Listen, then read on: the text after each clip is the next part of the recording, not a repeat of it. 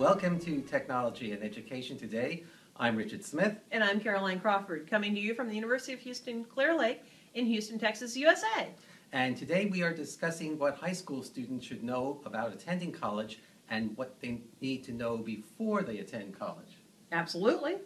And for instance, one of the things to take into consideration is college costs. Well, that sounds simple enough, isn't it?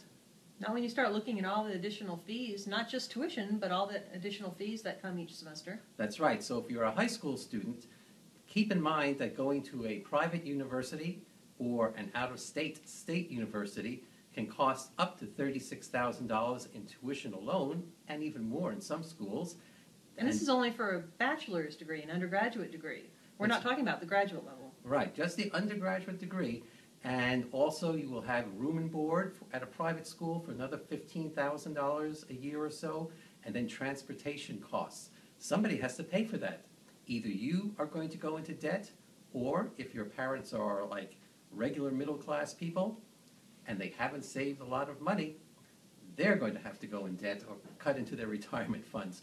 So make certain that you, before you say, oh, I absolutely must attend this university which is out of state or costs a lot of money because it's so fabulous and I've always wanted to go there and they have a great football team. Without scholarship aid. Without scholarship aid.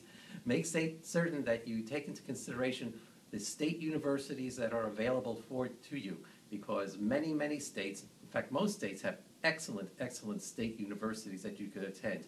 Even attending a state university that is not in your state will provide you with lower tuition than attending a private school. I don't know enough to be able to say that's true. Well, I know enough because... You have a child who just graduated with his bachelor's, so you have enough to say. From a state university. You've done your homework, so to speak. So it was, we could have got into debt, and he could have worked like being a clerk in the library or something, but we didn't have to because he didn't attend a private university, and it all worked out quite well. The other thing to remember is that what you need to do once you are accepted into a university. Oh, actually, there's one other point I wanted to bring up. Exciting. Exciting, yes. Those advanced placement courses that you take, you can place out of courses at the college level and save some money in college tuition. However, there is a catch, especially in technical courses or math courses, so that if you, let's say, place out of your first and second courses in calculus by taking advanced placement classes, and then you go and start in the third semester of calculus at your university, you're very liable to get swamped in that class because other students have taken the first and second semesters of calculus at that school, and they have been taught according to the standards of that school. And simply because you have gotten a 3 on an advanced placement exam and your college has accepted that, does not really mean that you have all the information, content, and concepts about that course that you need to survive in the third semester of a course such as of calculus. So bear that in mind. Yes. And no doubt the AP courses were very good that were taken. The dual credit courses, no doubt, were very good. That doesn't mean it's at the same standard as what you're walking into. So you may not have the background knowledge and understanding that all the other students who have taken the prior courses at that university held. That's exactly right. And I can think of one or two examples where that has happened. Now let's talk about what happens when you get into the university as a new freshman. The first thing I think that you need to keep in mind is that Buy the book is that you are no longer in high school. Absolutely. And you are now attending a university. And will be treated as an adult and expected to hold all the same responsibility as any adult would. That's right. So when your professor says, or it says on the syllabus, read chapters 2 and 3 for the next class, that doesn't mean you put the book down and think about chapters 2 and 3 and then walk into the class without having read those chapters. No, that means you read those chapters, study those chapters, learn what's in those chapters, and then use the opportunity when you go into class to discuss what you have learned from those chapters with the professor and your other students in the class. Believe me, professors know when students come in unprepared. And the assumption is, by the professors and all the students, that you will have read the information, are ready to walk into that class and discuss what is on the syllabus for that day. There is no wiggle room in there. You must understand the information before you walk in. And as you say, it's rather obvious whether or not you have done due diligence, done your homework, so to speak, and are ready for that class. And then walking into the professor's office during office hours afterwards and trying to explain yourself, there's no explaining not being ready. This is your job, taking these courses. Yes, I mean, so step one, as you mentioned, buy the books. Who knew, right? Buy the books, read the books. This can be a book that is paper-based, or it can be a book or text which is online and you access through your computer or you access through your tablet or your phone or whatever. But you need to have that material to be best prepared for the courses that you are in. You are expected to read those assignments and be able to do those assignments. You're also expected to purchase them, not borrow the book from someone else every once in a while when a test is coming up. That's right. Oh, by the way, don't lend your books to anybody, because the surest way to lose a book or never see it Boy, again I did that once, is to and only lend- once. is to lend your book to a friend, or worse, an acquaintance who says, I will get it back to you. Don't Or worry somebody about you're me." sitting next to in class, oh, I lost my book, I don't know what happened. Here, can I borrow your book? No. No. Interestingly enough, I think as many high school students would realize now, you probably can get away with using a tablet computer at college. I would say the best thing right now is to get yourself a real lightweight computer to travel with, because, and when we say travel, when you go from class to class, you don't really want to be walking around with 4 extra pounds of computer on your back when you can purchase an ultralight, an ultrabook computer that weighs maybe 2 pounds, 2.5 pounds to 3 pounds. Ultrabook in the PC world and MacBook Air in the Mac Air. The lighter the computer, the better off you are. You probably are not going to need a lot of superpower in your computer, because you're not going to be crunching huge amounts of Not within numbers. the course environment, no. Not- And if you are, you will receive that information the first day of class. Mm-hmm. But most times, if you have that type of necessary strength behind the computer, you're going to already have a processing unit in the class that holds all the necessary software and such. So really, that shouldn't be an issue, other than basic components. Absolutely. And you know, another thing to keep in mind, college is not the place to cram for exams, although a lot of students do it. Make certain that you study according to the amount of time that you have to study. In other words, if you have a week between classes, use that entire week to study some of the material each and every day. If you have 2 weeks to prepare for a test, use every one of those days to prepare for the test. Do not wait for the night before to prepare, because anything can happen. You might get assignments from other professors, you might get sick, or worse, the greatest party on earth may be going on, and you're not going to want to miss it. So make certain that you prepare ahead of time. That actually does bring up a good point about coming down with something, becoming sick, not being able to make deadlines within the course. There's having a flu and not preparing beforehand in order to submit your work, and there is being in the hospital and having medical documentation that there is no way that you were able to meet the deadlines. Having that medical documentation is an expectation.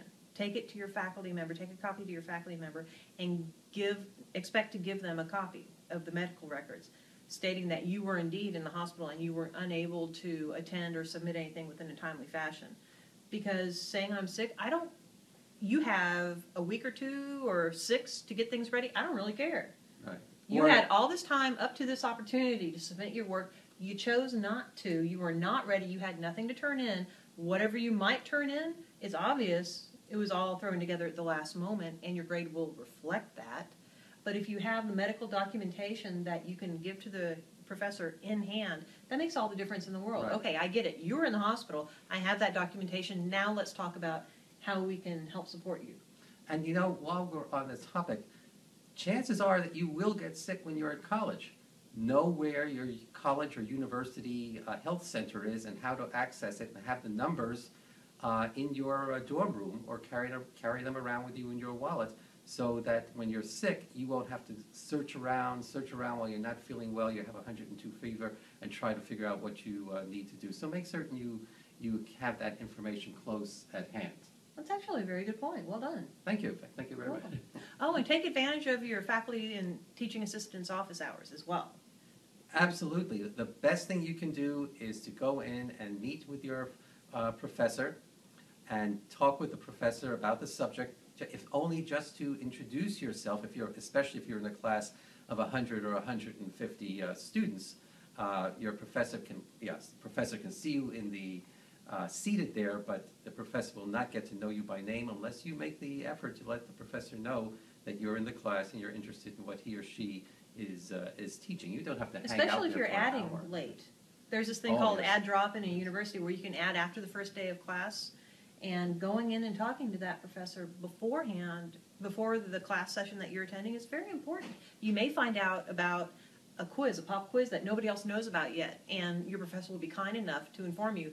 You might want to sit down and read the text now. Here's the assignments that you're supposed to have. Here's your course syllabus. You might want to do that right now because we have a quiz coming up. Nobody else knows about it. Lucky you, you walked in and took the time to go meet the professor and apologize for not being in the first session and, doing all the political things, the polite things that are necessary and appropriate, and get the course syllabus. And you'll find out things that probably nobody else knows about yet. So it'll put you in good stead, and it'll give you a foot forward, positive foot forward in the course. Adds and drops, that's another good point. When you get to your college, one thing that you should figure out or find out about very quickly is how to do adds and drops and what is the psychology behind the various subjects. Because sometimes you might want to take a course that's not available, but there are ways of getting it through the adds and drop period after during registration period, and there are wait lists. These vary between colleges, but some schools have wait lists, and there are various ways of getting onto the wait list, and there are some subjects are easier to get into than others. Students who have been at the university for a while will understand that, and they can help you out. They can help you, as well as the administrative offices can help you. Go to your dean's office, go to your associate dean's office in whatever subject area, the college in which it's housed, and find out what the processes are. What are the procedures? They'll be happy to tell you because you are there to work with them. They're there to work with you to find out all the information. And while we're on the subject, you are... Wait, I have another one. I have a good one. She's got a good one. You never know who your professors are when you sign up for the course, especially your first semester or two. So Rate My Professors and a lot of the other sites may help support your efforts towards figuring out which courses you may desire for enrollment, as well as, at least I do this, when I see that I have people who are enrolled in 2 or 3 of my courses at the same time, meaning each semester, I usually warn them, look, my courses are very intensive, there's a lot of expectation, there will be a lot of work expected of you. Expect to take, like for undergraduates, it's 3 hours in class and 6 hours outside of class, expected minimum each week. Okay, I have one... So when the instructor tells you that this is going to be a significant course load, listen to them and take them seriously. That's all I had to say. Okay. 2 more, because they're being kind. 2 more quick items, so we're rapidly running out of time here. 1, you're likely to have a roommate, or even if you don't have a roommate, keep your room neat and tidy because mama and dad is not there to help you out anymore. Probably have a messy room anyway right now. But as you're getting older, when people visit you, your friends or other people, they're going to expect not to see your clothes all over the place. It is so obvious that you're a father. Well, but this is true for every point forward. Every college student's room I've walked into when my son was in college was always the same thing, very unimpressive. Well, one side was usually clean, and the other side you had to walk on the clothing and everything to get to anything you wanted on that other side. True. And one other thing is, many of you know this already, in order to save on college costs, you might try attending a community college before going into a 4-year university. Take the first 2 years at a community college. Just make certain those courses are transferable to the schools that you would like to attend. And the advising offices at those community colleges as well as universities have the transfer books Absolutely. in their offices to be able to tell you And this. we have come to the end of yet another issue of technology and education today. I'm Richard Smith. I'm Caroline Crawford, and again, welcome from University of Houston Clear Lake in Houston, Texas, USA. But now it's goodbye. So goodbye!